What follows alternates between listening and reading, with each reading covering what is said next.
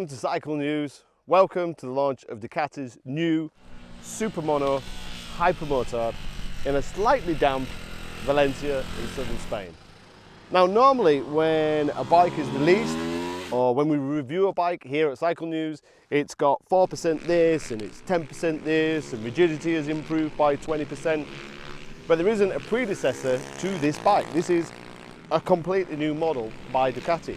Yes, they've got the Hypermotard, but that's a V-twin. This is a single cylinder. This is a completely new model. Well, when I say a completely new model, if you look at a Panigale V-twin and you chop it in half, that's essentially the engine. Because when Ducati produced this bike, they didn't look at market research. It was a group of engineers sat around a cappuccino, probably smoking, going, you remember when we chopped a V-twin in half and made a single cylinder? Yeah. Why don't we do it with a Panigale? It's essentially what it is. The same bore, the same stroke, the same valves. It's Panigale single cylinder in many, many ways. That equates to 77.5 horsepower, 46.5 foot-pounds of torque, and it'll rev to over 10,000. In the US, we're looking at $12,999 for the standard, and we're looking at $14,000, $495 for the really, really stunning RVE. Now, before we get on to pricing, just a little point to reference.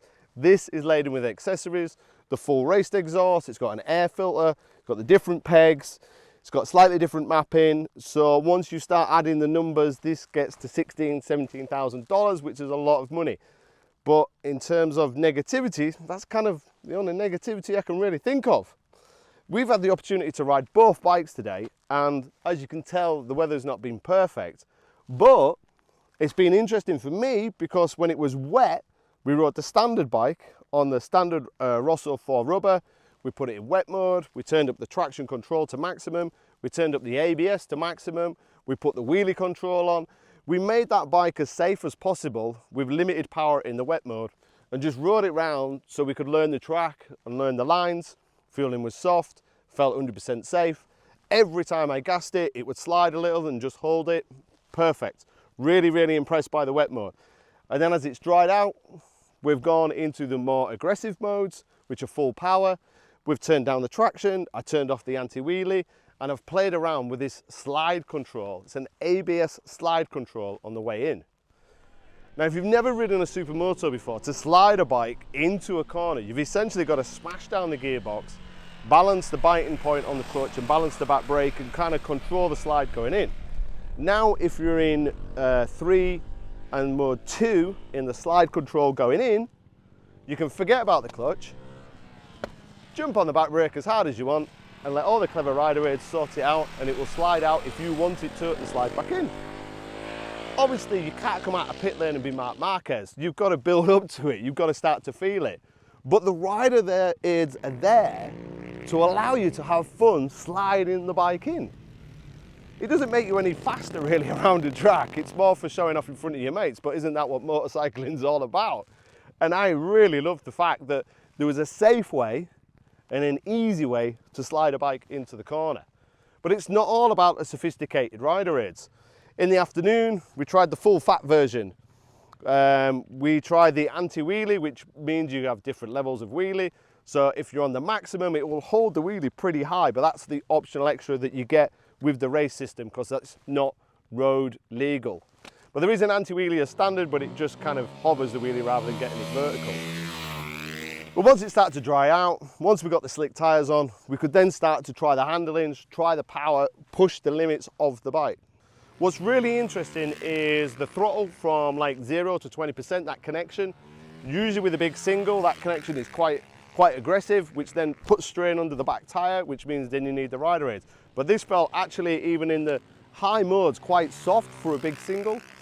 The over rev is impressive, so you can hold a gear between corners, so you can over rev it almost like a parallel twin and rev it to 10,000, rev it to the shift light.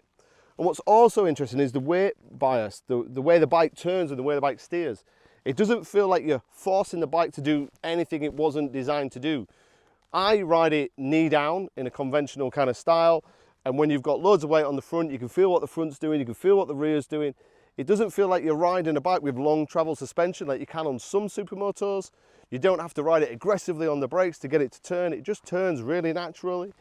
Feels really good in the corner, and you could drive it out the corners, and if you want, rely on the rider aids should you wish to do so.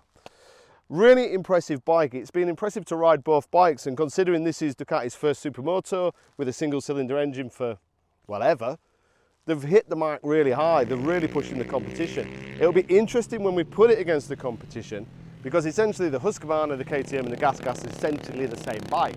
A bike that I know really, really well. I think those have got more drive, more mid-range. They're certainly cheaper than this, but they don't have the sophistication, they don't have the rider aids, they don't, for me, have the desirability and looks of the Ducati either. But then again, it is more expensive, as we said previously in this video. But we'll have to get the bikes together. Hopefully we'll get the boys together in the US. We'll put the bikes together, see where they're like. We also need to get the bike on the street. What's it going to be like in town? What's it going to be like at low speed? What's it going to be like with that over rev? Is it going to miss the torque of the other bikes in this category? That'll be interesting. Because we got to ride the bike in the wet with the lower modes, I think it'll be pretty docile, it'll be easy to ride, the fueling feels good at low speed. This hasn't just been a dangerous riding competition, we kind of rode it quite aggressively in tricky conditions, which is what you're going to ride on the street. But what we don't know is what it's going to be like towards the top of the power, because around this track we're only using 3rd and 4th, so what it's going to be like in 5th and 6th, what it's going to be like at cruising, what it's going to be like when it starts revving, what it's going to be like in fuel. They're all the questions that we need to answer when we get the bike on the street, and we need to put it against the competition. But considering Ducati have gone, well, let's produce a bike, let's chop an engine in half, let's do this, let's have some fun. What have we got? We've got a bike that's as good or possibly beating the competition. That's not bad for your first attempt. Hope you enjoyed the video. If you've got any questions, ask them below. We'll try and get back to you. Thanks for watching, and we'll keep you updated.